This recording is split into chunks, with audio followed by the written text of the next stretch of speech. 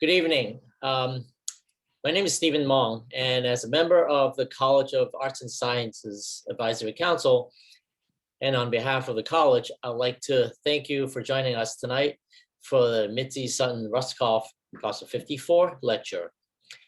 Before we get going here, I'd like to take care of a couple of housekeeping items for you to so that we can get those out of the way first. If you have any technical issues with Zoom or accessing or viewing the lecture, please type them in the chat box of your Zoom window, and our Zoom producer will assist you from there on. The second one is we are holding questions until after the lecture finishes. Please type your questions for Professor Weiss directly into the Q&A box, which is 2 boxes next to the chat box, chat icon, and we will get to as many of those as we can as time permits. And now I'd like to give a brief update on the College of Arts and Sciences and the overall Cornell and how we're doing. Students have been back in class and on campus for about 6 weeks now. They're once again succeeding in keeping the Cornell community very safe. They're continuing with their daily checks, masking up and socially distancing, as well as maintaining the safe, green sort of new normal level. Some first-year students say that the hybrid learning has been a challenging task for them, but they feel that they've grown closer as a community as a result of the challenges. The housing, dining, and student and campus life staff have done a fantastic job helping them to connect with each other, either in their dorms or through virtual extracurricular activities, and so on and so forth. In the College of Arts and Sciences, the first-year advising seminars have played a vital part in fostering these connections.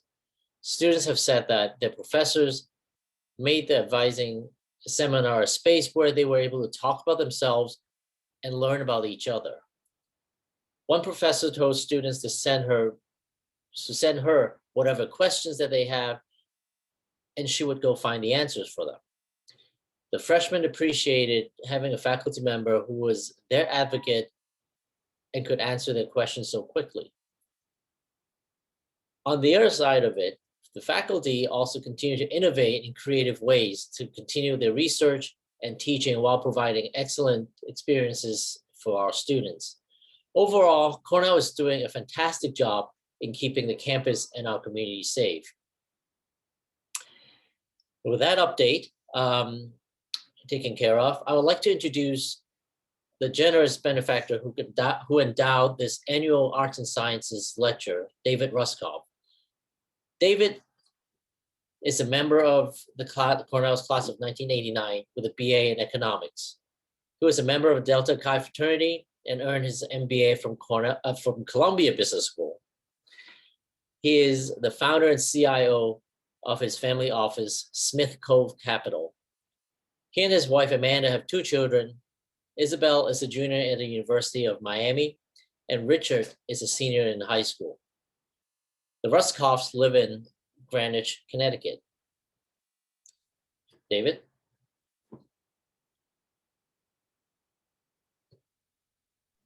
Thank you, Stephen. It's a pleasure to be here to honor my mother, Mitzi, in this way. And I'd also like to thank Cornell, the Cornell Club, all my fellow Cornellians that are on the video, and also Professor Weiss. I mean, it's definitely a great time to hear about China and China nationalism. So I'm very much looking forward to hear what the professor has to say. My mother, Mitzi, was a teacher. She was a teacher in Bed-Stuy in Brooklyn for nearly 40 years. And she believed in the importance of education and the importance of education for everybody. And she loved Cornell. She graduated in 1954, and she also loved the Cornell Club. I don't know if she was the first member, but if not, she was pretty close to that. And she was very active in both Cornell and her class and in the Cornell Club. And so when she passed, I thought it was a perfect way to remember her and to honor her and to endow a lecture at the Cornell Club. And this is, I think it's the sixth one. Obviously, it's usually in person. This year it's virtual, but hopefully we'll be back in person next year. Thank you.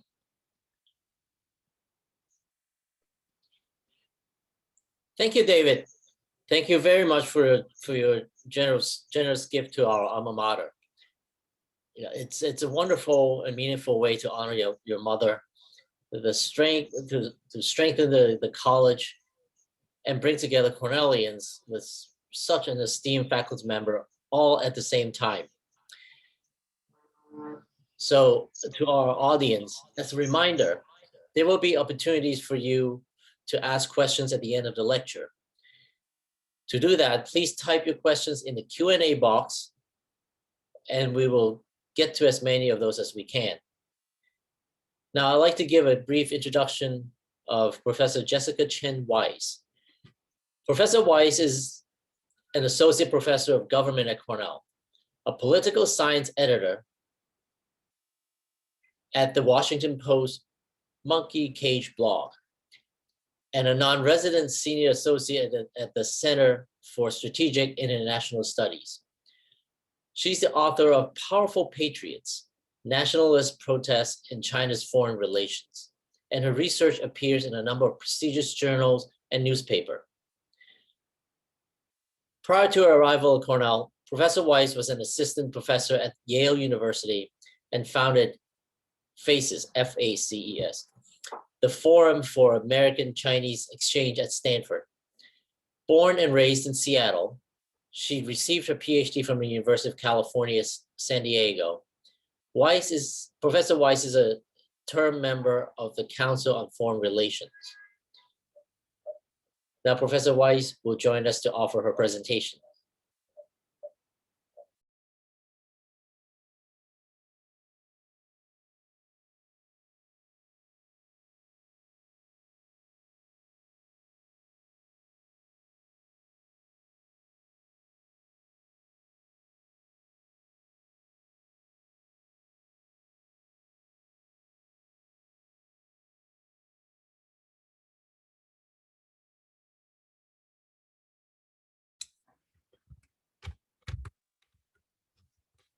Sorry about that. Let me start again. It's really my pleasure today to share with you some thoughts on the domestic politics of Chinese foreign policy and what might lie ahead for US-China relations.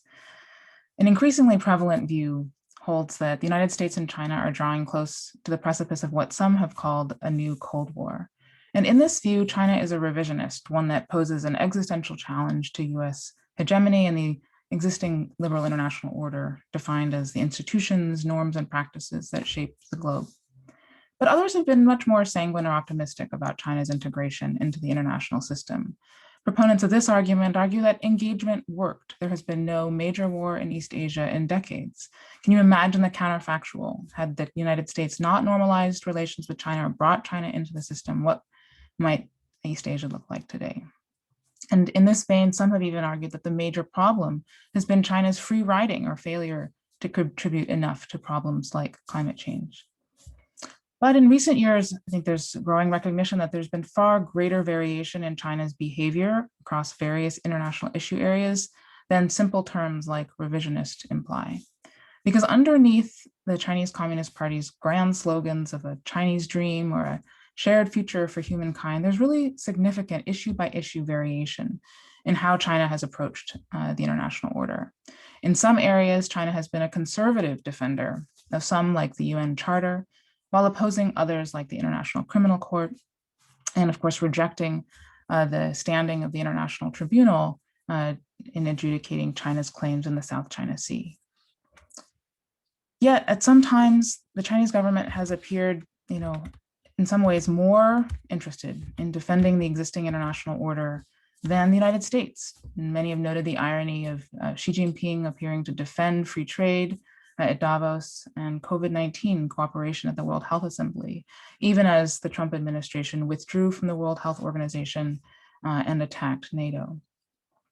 And in one of the most crucial areas of international global governance, climate change, we've seen a really abrupt reversal from obstructionism on the part of Beijing to what some are seeing as leadership in the space of just a few years. So what accounts for this variation in Chinese behavior over space as well as over time? So my central premise is that the Chinese Communist Party, the CCP, is first and foremost concerned with staying in power with Xi Jinping at the helm at the moment. Of course, that's not the CCP's only ambition, but it's probably its most important. Can't achieve much else if you're not in power. And in an era where most communist states around the world have collapsed, the CCP has been deathly afraid of what they call peaceful evolution or democratic contagion. And so the CCP is very afraid of going the way of other communist regimes that have collapsed around the world. Overall, the CCP's goal is regime survival, or what I've called a world safe for autocracy. Survival is not just repression. Of course, they are very strict repressive capacities. Move forward here. Survival also involves performance and persuasion and co-optation, providing not just bread, but also circuses, if you will, to bolster their domestic support. And so my book project identifies two characteristics, centrality and contestation, that shape how the domestic politics of a given issue appears. And it's variation along these two dimensions that shapes China's interests and investments, both domestically as well as internationally. So what are these two dimensions? First, centrality. The central pillars of the Chinese Communist Party's leadership since the late 1970s has relied on first, nationalism, second, rapid economic growth, and third, political stability to justify the continuation of authoritarian rule. And so on international issues that are linked to these central pillars like Taiwan, Hong Kong, and territorial disputes in the East and South China Seas, China has been hyperactive in making its demands, insisting on its preferences, even when these have led to a lot of international blowback, when China rejected the ruling on the law of the sea, invalidating China's territorial claims in the South China Sea. And it's when international pressure has aimed at these central pillars, or even at changing the regime itself, that pressure has been, I think, especially likely to backfire, heightening the regime's domestic insecurity and rallying domestic audiences around the CCP's leadership. But on less central issues, like international peacekeeping or most issues before the United Nations, Beijing has really been much more flexible and reluctant to exercise its solo veto on the UN Security Council, for instance. And under international pressure, for example, the Chinese led an Asian Infrastructure Investment Bank also adopted new policies and rhetoric about environmental and social consequences of its lending, similar to those led by developed states. And in another example, the International Monetary Fund applauded China's announcement of a debt sustainability framework in response to international criticism of the Belt and Road Initiative. So on these less central issues, China has shown a fair bit of flexibility in response to international pressure. Now, it's crucial to note that these central pillars, nationalism, growth, and stability, are often in tension with one another, and it's managing these domestic trade-offs and what you might call contradictions that often presents the Chinese government with a lot of trade-offs and risks, but also sometimes surprising changes. So China's changing stance, for example, on international climate change discussions is a prime example of an international issue that touches on two central pillars: growth on the one hand and public stability on the other hand. Now, initially at Copenhagen, the CCP viewed international efforts to limit carbon emissions as threatening domestic economic growth, and it acted as a spoiler. But it wasn't until the scale of this public health catastrophe was revealed, generating both mass as well as elite outrage, that the Chinese government ended up shifting strategies, investing in international efforts to limit carbon emissions. And it was with public health and social stability coming to the fore that Xi Jinping explicitly noted that, quote, our environmental problems have reached such severe levels that the strictest measures are required. If not handled well, they most often easily incite mass incidents, which is the Chinese phraseology for political and public protest. So in international crises, the Chinese Communist Party often faces a trade-off, for example, in managing nationalist mobilization.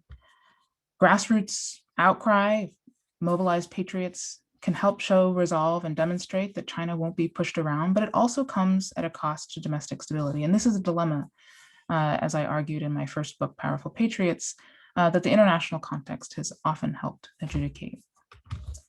But even in authoritarian systems like China's, power is fragmented and contested, and central and local leaders often faced different incentives and different levels of information. And so I don't think we can understand China's response to the outbreak of COVID-19 without reference to these domestic central-local divisions. In particular, had the central Chinese government known earlier of the extent of human-to-human transmission, it would likely have acted sooner to contain the outbreak. Instead, what we saw were local government officials trying to prevent a potential panic and disruption on the eve of an important local political meeting, one which then prevented national level efforts to grasp early on the scale of the emergency. And by the time they understood it, it was too late. Now, the pandemic has also, I think, revealed the trade-offs and the relative emphasis amongst Beijing's priorities at the national level, putting stability first before all else. So interestingly, in the early phase of the pandemic in China, the Chinese government actually cracked down on conspiracy theories about the US origins of the virus. And it was only once the outbreak was under control inside China that the Chinese government and its media organs went on a propaganda offensive to boast not only of China's superior response in grappling with the virus, also pointing out the inadequacy of other governments' efforts, as well as a full-throated embrace of conspiracy theories pointing to the foreign origins of the virus. Now, I want to say a few words about nationalism in China. Oops, sorry about this. There you go. The landscape of nationalism in China is one that is cultivated by the government, but it's also selectively pruned back, to use a gardening metaphor. You know, whether it's through history textbooks or patriotic propaganda or the media, it's a landscape that the government has cultivated. Now, it's not the only party, you know, to this, what we might call nationalist myth-making, but it also steers the bounds of domestic discourse to align with its international and domestic objectives. So a real question that many ask is, well, if nationalism is so malleable, how is it that it can constrain the Chinese government? So in my framework, nationalism defines which foreign policy issues are central and which ones are kind of more distant to the regime's domestic legitimacy. And so it shapes the domestic costs that the government faces, navigating either a real or hypothetical foreign policy crisis. Because mobilized nationalism, whether that's online, as we've noted in recent months regarding the controversy over an NBA general manager's tweet about the Hong Kong protests, or in the streets, something we haven't seen in large scale since 2012, where Chinese nationalists and other protesters gathered in the streets to protest Japan's claims in the East China Sea.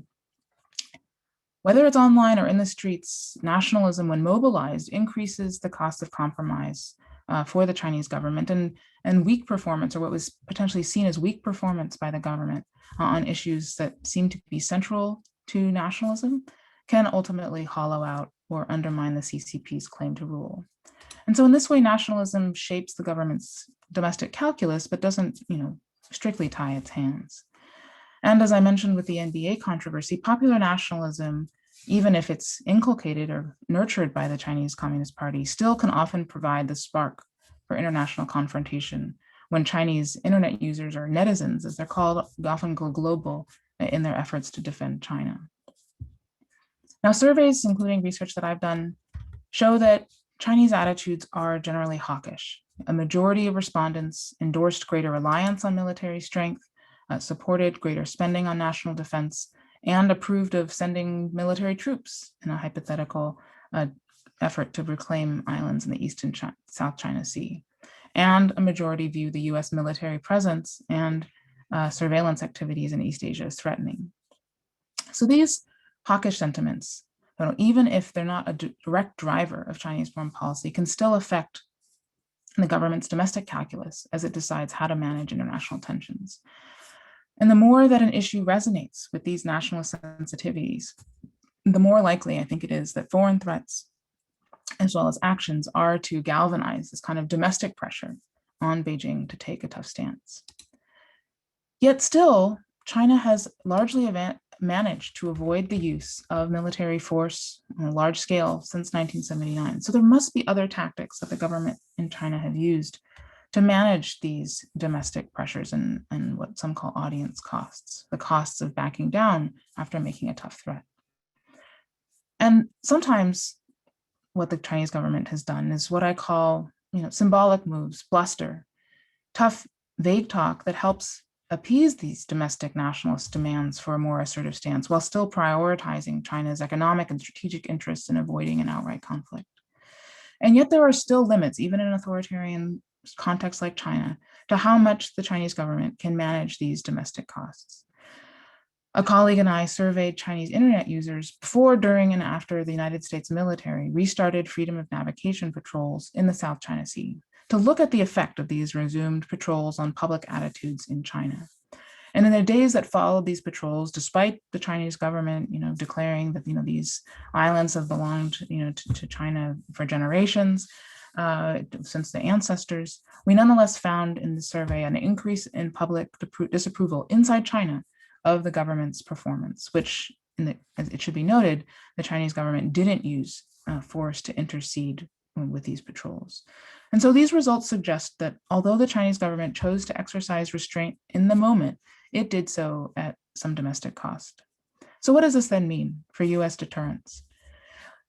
It means that in order for US deterrence efforts to succeed, the Chinese government still has to be able and willing to absorb these domestic public opinion costs for not taking action in the face of what they deem US provocations. And so it means that US policy needs to be carefully calibrated to avoid provoking more than it succeeds in deterring Chinese behavior. So to sum up,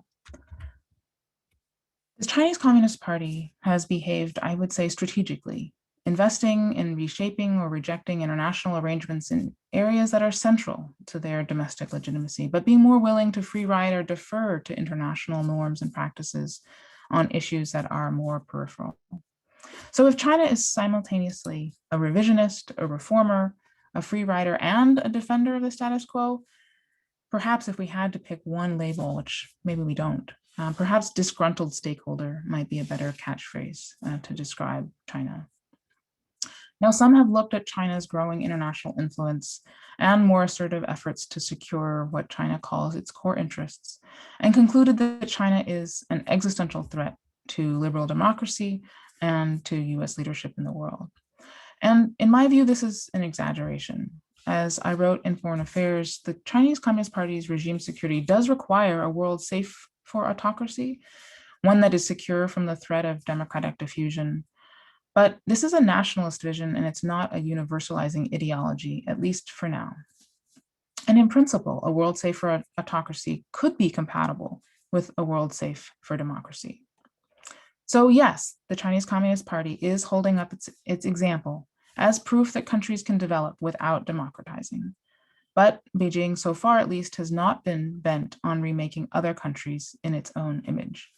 Yes, Chinese companies are selling high-tech surveillance technology around the world for profit, but at the same time, Beijing is not starting coups, it is not arming communist guerrillas or invading and installing communist regimes around the world. And so this focus on the CCP's domestic survival and legitimacy, as well as its growing leadership in the world, is, I think, at heart premised on three kinds of performance: nationalism, economic welfare, and social stability. And much of China's international behavior, I think, reflects the spillover effects of these domestic priorities. Sometimes these can be positive spillover effects, like China's investments in, solar technology and other renewable energy products. But at other times, China's domestic priorities and investments have very negative externalities, including the export of surveillance technology or demands that foreign companies or entertainers engage in self-censorship to operate in the Chinese market. Now, taking seriously the vast heterogeneity or contestation of Chinese ideas and interests, I think ultimately means recognizing that any search or description of what China wants is a constantly moving target. And so as criticism of the Chinese Communist Party, hopes for regime change have grown abroad with the spread of COVID-19, so has the CCP's willingness to show off its resolve and also to proclaim that it has a superior system. And so there's an open question as to whether the CCP, newly both frightened as well as emboldened by the coronavirus, will try more actively to tip the scales in other countries toward authoritarianism. To date, China's behavior has largely been pragmatic or agnostic about the regime type or democracy or autocracy of the host country it's been dealing with. The strings that it attaches to its assistance have been to the one China principle, but not how autocratic or democratic the other government is. And China's economic coercion has largely focused on companies and governments that have supported causes that the Chinese Communist Party deems threatening to its core interests, like supporting Hong Kong protests or Tibetan independence, or Australia's call for an independent investigation into the origins of the coronavirus. So to the extent that so far China's mask and now vaccine diplomacy has come with political strings, it's largely been demands that others praise China's efforts, not that other countries copy Chinese-style institutions. And so this could change, to be sure, but even if the CCP ultimately embraces a more universalizing mission, I think it may still be hamstrung by kind of realpolitik interests.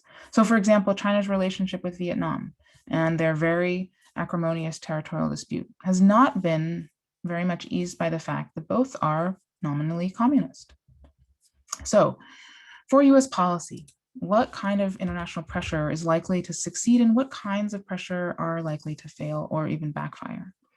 So it's in this upper left-hand quadrant, issues that are highly central to the Chinese government's legitimacy, but also not marked by a lot of domestic contestation. These are where it's going to be very difficult, I think, to get China to move. It would require an equally powerful incentive for cooperation. And it's in these areas that I think foreign governments must be especially aware of the possibility of counterproductive international pressure. Issues where the Chinese domestic interests are more divided, I think, create some opportunities for foreign governments to try to play one strong constituency off of another. This worked, for example, I think, on China's currency appreciation. US-led multilateral pressure helped accelerate renminbi appreciation, again, from an earlier period, from 2005 to 2012, even if it meant that the Chinese government had to compensate what you might call domestic losers with subsidies and other preferential policies. And so such a strategy is not about getting China to do something that's not in China's interest, but about getting China to do something that's in the interests of some powerful domestic actors while minimizing the opposition of others. Now, taking stock, what does this mean for the international order? China's domestic social purpose does not require the wholesale destruction of the existing order, though it does favor a more conservative version, one that emphasizes sovereignty and non-interference. Yet, there are aspects of Chinese policy recently, including the national security law for Hong Kong, the intimidation of overseas Chinese, that all threaten the principle of non-interference. So if China wants to defend a return to a more, if you will, Westphalian system of mutual coexistence among sovereign states, it will need to curtail these sharp power efforts into other societies. But the more that the CCP leans on its increasingly chauvinistic brand of nationalism, the less successful, I think, ultimately Beijing will be in its efforts to claim global leadership and attract international support. Around the world, Chinese efforts to proclaim superiority in combating the coronavirus have fueled a lot of suspicion and alarm, including demands for reparations. So whether it's in China or the United States, nationalism is ultimately more likely to repel then attract international audiences, whether that's wolf warrior diplomacy from Beijing or America First rhetoric here in the United States. And ultimately, a strategy that's based on reciprocity or tit for tat, I think ultimately cedes the initiative to Beijing and risks really a race to the bottom, sacrificing the very values of openness and liberalism that the US policy aims to protect. And in particularly in areas where the United States does have comparative strengths like education, innovation, and scientific research. It's, I think, imperative that the United States avoid policies that seem to out-China China. And I think US policymakers should be careful that efforts to punish China in the name of reciprocity don't hurt more than they help US values and interests. This would be, in my view, a Pyrrhic victory. A more effective strategy, ultimately, I think, for meeting the China challenge would recognize both the limits of China's international appeal as well as the dangers of catering to American nationalism. Better to let Chinese nationalism run its course or run aground on its own. Thanks again for having me, and I look forward to the conversation.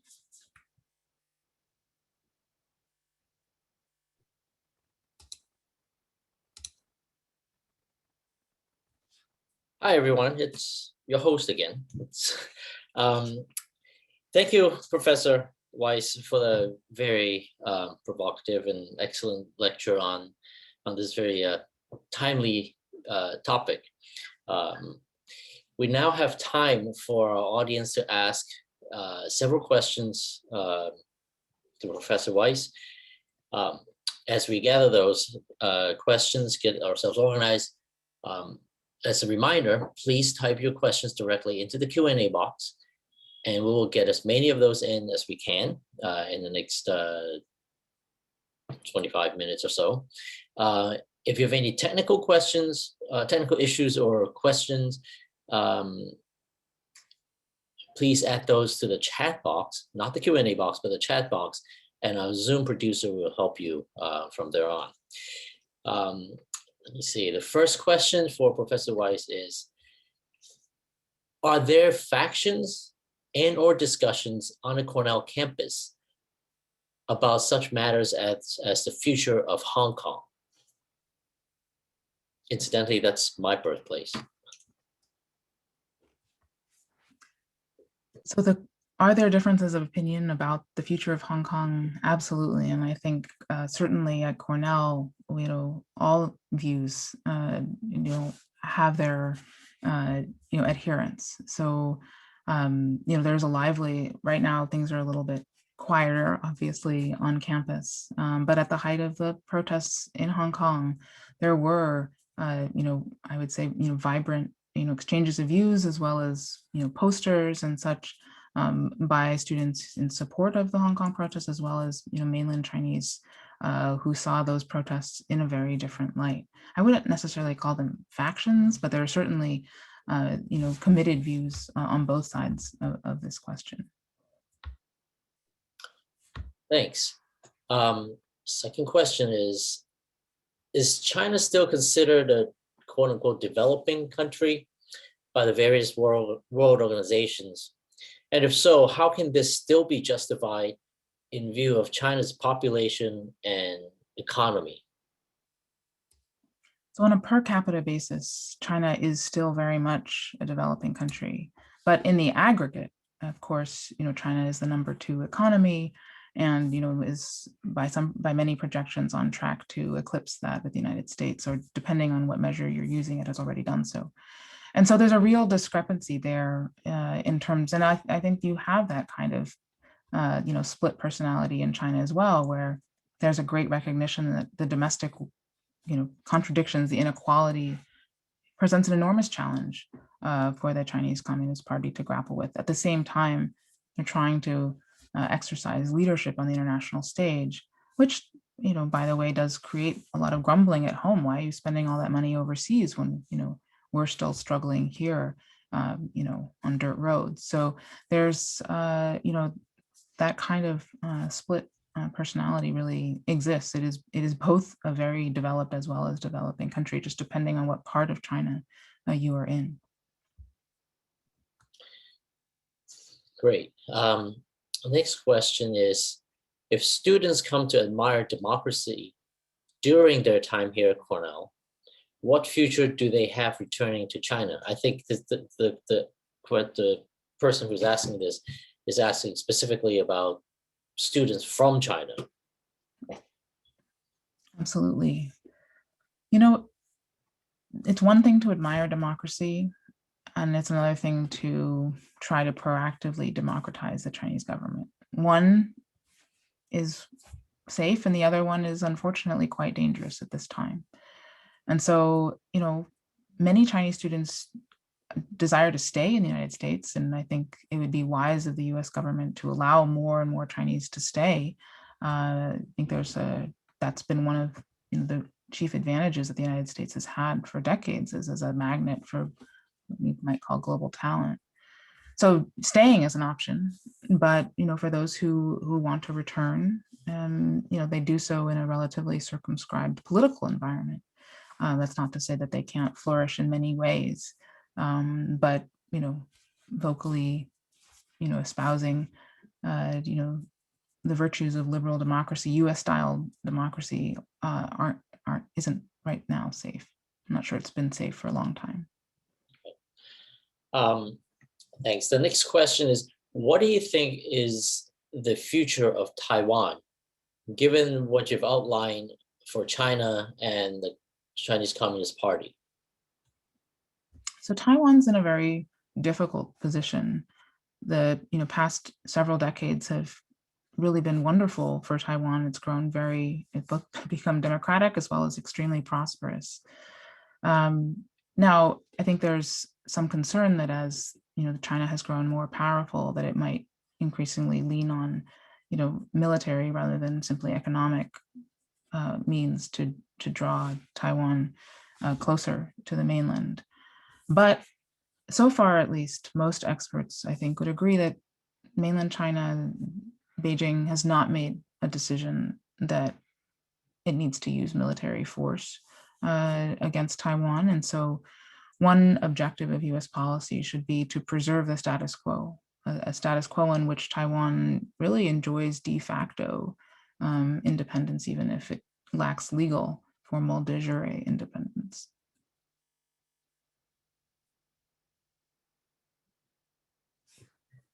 Sorry.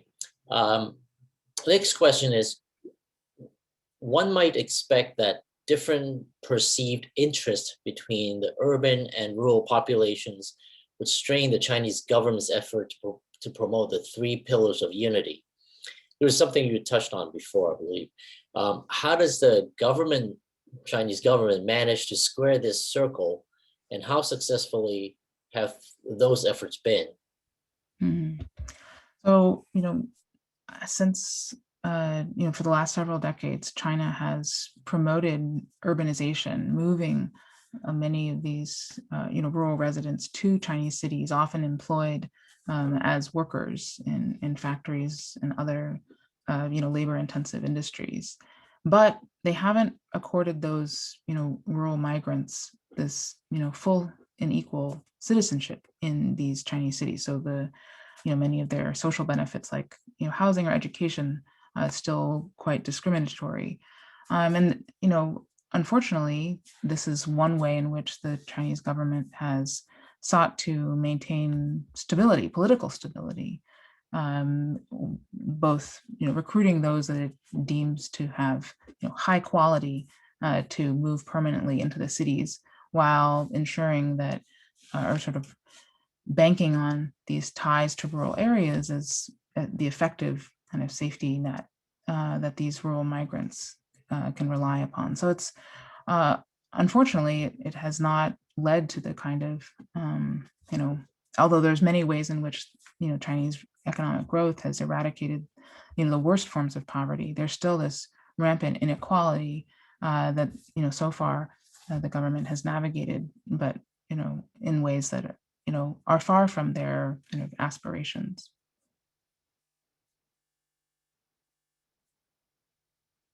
Read it again. Next question is, what do you think of China's apparent attempt to control or discipline some of its most successful entrepreneurs, such as Jack Ma? Well, there too, I think it's an example of an area where political stability above all else.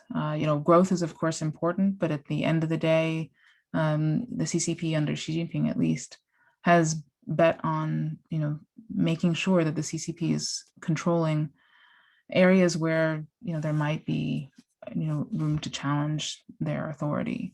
And so, of course, the actual details around the Jack Ma case, I don't claim to have any private information. But based on what's been reported, at least, it seems that this was too important of a sector. And, he seemed to be getting a bit too confident in his own, power or ability to question the regulators. That it was, some say could have been seen as almost inevitable that, the thumb would come down once again. Do you think that could happen again if, let's say, another person similar to Jack Ma's entrepreneurship and success in China, do you think they would also be sort of squashed down a little bit? Absolutely. And I mean, the Chinese phrase is, kill the chicken to scare the monkeys. And so there's a question of, will the business environment be in China as kind of lively as it was for fear of precisely this being squashed? Great. Next question is, you argue that audience cost has some impact on the Chinese Communist Party policy, but is Chinese public opinion in a totalitarian environment actually of any value or even truly exist? So we have to be really careful in describing, just how decisive public opinion is in an authoritarian context. And yet to take the, CCP's words at their face value, they have described, winning the battle for public opinion as a matter of life or death for the Chinese Communist Party. They watched the, Arab Spring, the color revolutions with great trepidation, and have long seen the internet as a sphere of potential, mass resistance. And so, it's captured, I think, in the phrase, Mao's phrase, a single spark can start a prairie fire. Because even if they have a great deal of control, there's always a chance that something could spiral out of their control. Public outcry can also lead to elite splits, as there are many inside China who are not happy with the direction that Xi Jinping has taken. They don't like the idea that he's going to get a third term. And so I think that, the CCP is not irrationally concerned about the possibility of public opposition. And so even though public opinion is quite different in an authoritarian context, I wouldn't say it's totalitarian. Excellent. Next question is, does China consider its large state holding of US government and other US denominated corporate debt, I guess US government bond, and other US dollar denominated corporate debt to be a strategic leverage point vis-a-vis the United States, or is it viewed as a mutually assured destruction type of deterrent? Mm-hmm. I see it more in the lines of the latter. It is not something that the Chinese government has a lot of ability to use coercively, because it would hurt the Chinese side so badly as well. Where else would they park their reserves? And so the cost to China of using that potential threat, I think, are too high to contemplate using. So in a sense, it ends up not being one that is contemplated. Excellent. Next question. When looking at the impact of domestic politics on foreign policy, how would you compare the US and China? Does China's leadership have more of a free hand? I'm not sure what that means, but are they less constrained by domestic policies? I guess vis-a-vis the United States. This is a perennial question, I think, which type of government, faces greater domestic constraints. Right. I think, on average, I think the authoritarian regimes probably have a freer hand. Yet, I think we've also, seen in democracies also, leaders often acting without regard for public opinion, or even shaping public opinion by virtue of the information they provide or the alternative facts that they decide to create. And so I think we are at a period of reevaluating, just what is the relationship between, publics and their leaders in both kinds of, systems. And it may have less to do with autocracy versus democracy per se, than it has to do with, beliefs, the distribution of beliefs inside of the public and the elites that they turn to for their trusted insight. Great. Next question has several parts to it. I'm gonna sort of do a little ad-lib and combine them. Is China's strategy over the next 5 to 10 years to de-emphasize the relationship with the US in favor of exerting or in favor of greater influence with Europe and emerging markets collectively? I would also throw in Africa in there with other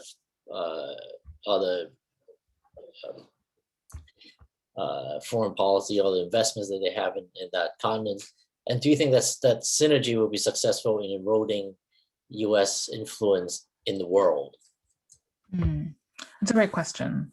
First, I think that Beijing is intent on preventing the formation of any kind of concerted coalition to constrain China. And so it's sort of stepped up efforts toward the end of the Trump administration to pursue an investment agreement with Europe, to patch up with India.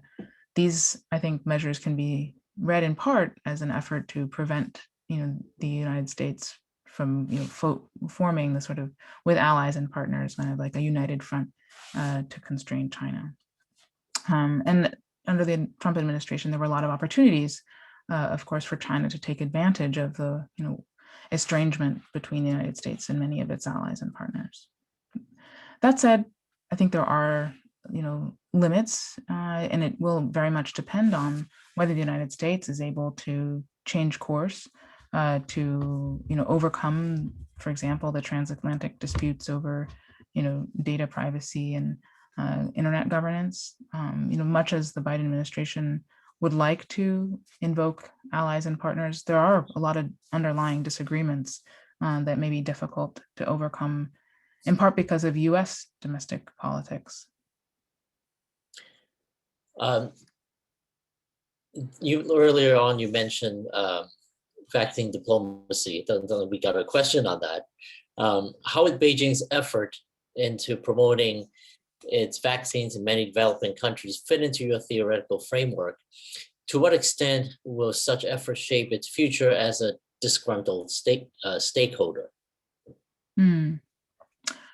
So, vaccines are, right now for China, really, I think, a means to a greater end, which is, again, trying to, increase, China's legitimacy in the world, the CCP's, the global recognition and acceptance of the CCP as an effective and a legitimate form of government. And so, and of course, they also have many economic interests too that may, by some reports, being smoothed as a result of this kind of vaccine diplomacy. But I would say, more likely, it's an effort to counter all of the negative, publicity that China got as a result of the spread of the coronavirus from within China. Okay. Next question.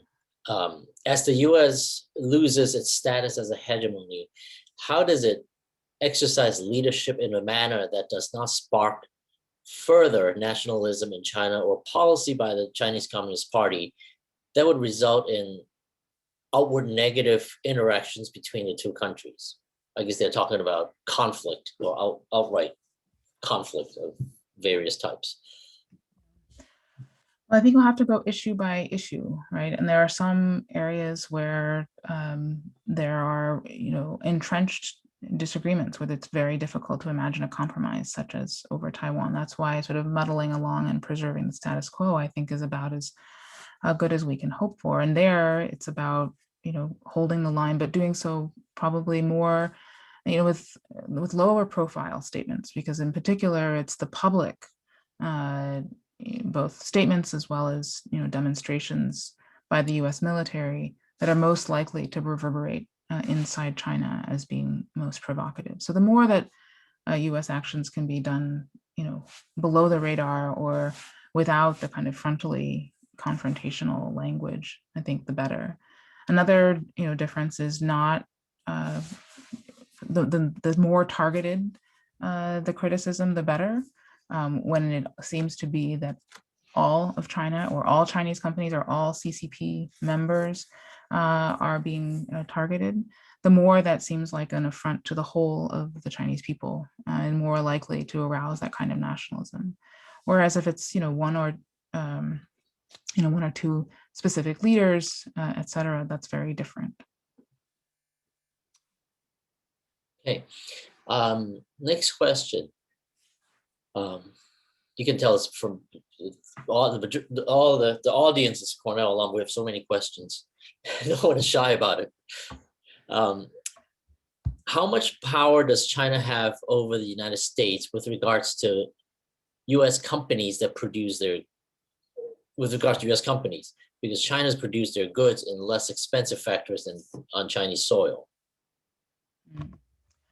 The thing about US companies and Chinese companies is that they're all pretty tangled up, and there's, supply chains are global, and the Chinese market is a huge draw. And so there are many ways in which, Chinese companies need access to US inputs like chips, but, US companies also need access to the Chinese market to remain globally competitive in terms of their, research and investment too. So I wouldn't say it's like, one set of companies holds power over another country. We'll have to look at both kind of, the arrow goes two ways, even in this, current era of, somewhat decoupled economies. Right. Okay. So you're saying they basically have the two intertwined, or they're so intertwined that they are, China wouldn't be smart to do anything to decouple them.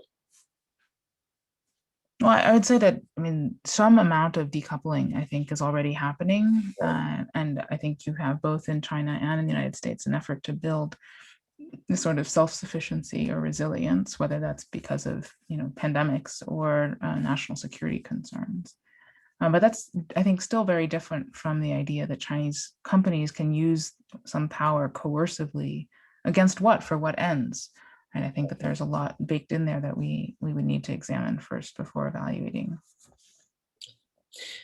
Now, looking at the clock, this will be the last question. We still have a lot, but we can't get through all of them with our time slots this evening. So this is the last one. Do universities, especially prestigious ones, I believe it's US universities, prestigious ones like Cornell and others, care if students from China are pro or anti the CCP dictatorship, which seems to get more repressive by the day?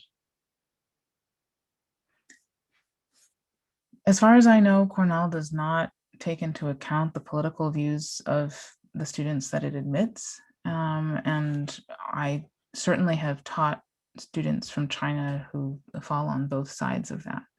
What I think elite or prestigious universities like Cornell do need to ensure is that the academic environment, even in a pandemic, remains committed to the principle of academic freedom and to make the classroom safe for exchange of different views, including those that might get a student in trouble if they were back in China.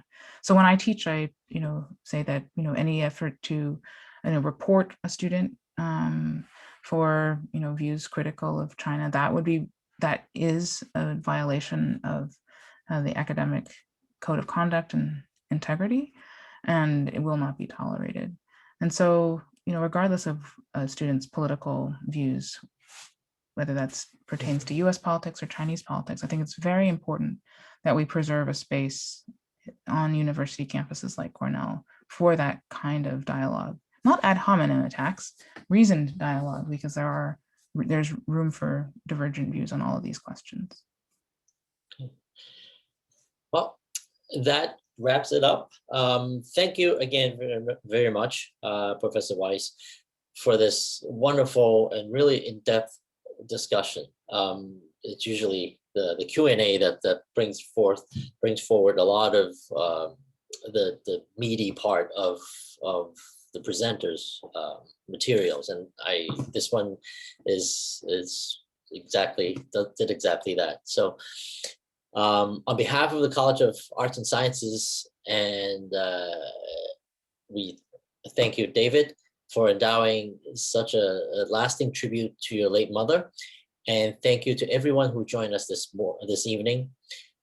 We would be grateful if you will respond to the post-event survey that you're going to get in email, so that we can tweak different things and make future events better and more interesting, or I don't know how to beat this one. This was very interesting, but more just logistically how it works better for us and for the audience.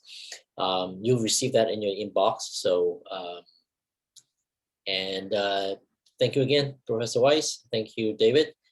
And thank you to the team, Cornell team behind us, who make this possible. And thank you, the audience, for being a part of this lecture. Have a very good evening. Take care.